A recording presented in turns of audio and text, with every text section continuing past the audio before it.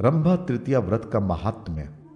भगवान श्री कृष्ण बोले, राजन, अब मैं सभी पापों के नाशक, पुत्र एवं सौभाग्यप्रद, सभी व्याधियों के उपशामक, पुण्य और सौख्य प्रदान करने वाले रंभा तृतीया व्रत का वर्णन करता हूं। यह व्रत सब पत्नियों से उत्पन्न क्लेश का शामक तथा ऐश्वर्य को प्रदान करने वाला है। भगवान शंकर ने देवी पार्वती की प्रसन्नता के लिए इस व्रत की जो विधि बतलाई है उसे ही मैं कहता हूं। श्रद्धालु स्त्री मार्गशीर्ष मास के शुक्ल पक्ष की तृतीया तिथि को प्रातः उठकर दंत धावन आदि से निवृत्त हो भक्ति पूर्वक उपवास का नियम ग्रहण करे। वो सर्वप्रथम व्रत ग्रहण करने के लिए देवी से इस प्रकार प्रार्थना करे, देवी, मैं पूरे 1 वर्ष तक इस तृतीया व्रत का आचरण और दूसरे दिन पालना करूंगी। आप ऐसी कृपा करें जिससे इसमें कोई विघ्न न उत्पन्न हो। इस प्रकार स्त्री या पुरुष व्रत का संकल्प करे और मन में व्रत का निश्चय कर सावधानी बरतते हुए नदी, तालाब अथवा घर में स्नान करे। तदनंतर देवी पार्वती की पूजन कर रात्रि में कुशोदक का प्राशन करे। दूसरे दिन प्रातःकाल विद्वान शिव भक्त ब्राह्मणों को भोजन कराए और दक्षिणा के रूप में सुवर्ण एवं लवण प्रदान करे। यथाशक्ति गौरीश्वर भगवान शिव को प्रयत्न पूर्वक भोग निवेदित करे। राजन, पौष मास की तृतीया में इस विधि से उपवास एवं पूजन कर रात्रि में गोमूत्र का प्राशन कर प्रभात काल में ब्राह्मणों को भोजन कराए और दक्षिणा के रूप में उन्हें अपनी शक्ति के अनुसार सोना तथा जीरक दे। इससे वाजपेय तथा अति रात्रि यज्ञों का फल प्राप्त होता है और वह कल्प पर्यंत इंद्रलोक में निवास कर अंत में शिवलोक को प्राप्त करता है। माघ मास की शुक्ला तृतीया को सुदेवी नाम से भगवती पार्वती का पूजन कर रात्रि में गोमय का प्राशन कर अकेले ही सोए। प्रातः अपनी शक्ति के अनुसार केसर तथा सोना ब्राह्मणों को दान दे। इससे व्रती का चीर काल तक विष्णु लोक में निवास करने के पश्चात भगवान शंकर के सायुज्य की प्राप्ति होती है। फाल्गुन मास के शुक्ल पक्ष की तृतीया को गौरी नाम से देवी पार्वती का पूजन कर रात्रि में गाय का दूध पिए। प्रातः विद्वान शिव भक्तों तथा सुवासनी स्त्रियों को भोजन कराकर सोने के साथ कड़ू हुंड देकर विदा करें। इससे वाजपेय तथा अति रात्रि यज्ञों का फल प्राप्त होता है। चैत्र मास के शुक्ल पक्ष की तृतीया में भक्ति पूर्वक भगवती पार्वती का विशालाक्षी नाम से पूजन कर रात्रि में दही का प्राशन करें और प्रातः कुमकुम के साथ ब्राह्मणों को सोना प्रदान करें।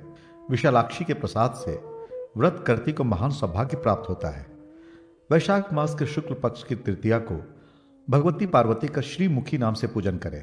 रात्रि में घृत का प्राशन करें और एकाकी ही शयन करें। प्रातः शिव भक्त ब्राह्मणों को यथारुचि भोजन कराकर तांबुल तथा लवण प्रदान कर प्रणाम पूर्वक विदा करें। इस विधि से पूजन करने पर सुंदर पुत्रों की प्राप्ति होती है।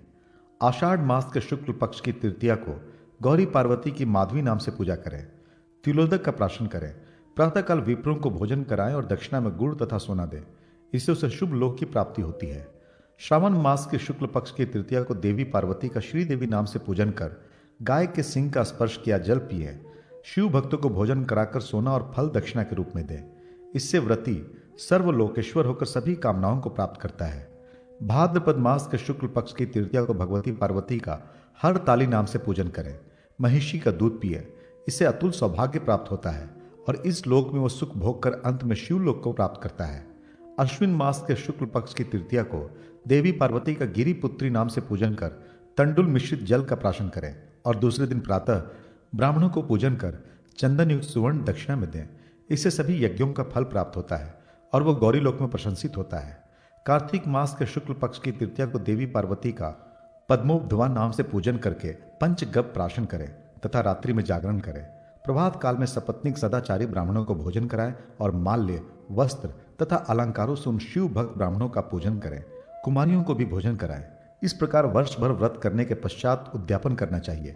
यथाशक्ति सोने की उमा महेश्वरी की प्रतिमा बनवाकर उन्हें एक सुंदर अलंकृत वितान युक्त मंडप में स्थापित कर सुगंधित द्रव्य, पत्र, पुष्प, फल, घृत, पक व नैवेद्य, दीपमाला, शर्करा, नारियल, दाडिम, बीज पूरक, जीरक, लवण, कुसुम, कुमकुम तथा मोदक युक्त ताम्र पात्र से देव देवेश की विधिवत पूजा कर अंत में क्षमा प्रार्थना एवं शंख आदि वाद्यों से ध्वनि करनी चाहिए। भगवान श्री कृष्ण जी बोले, राजन, इस विधि से देवी पार्वती का पूजन करने पर जो फल प्राप्त होता है उसका फल वर्णन करने में मैं भी समर्थ नहीं हूँ।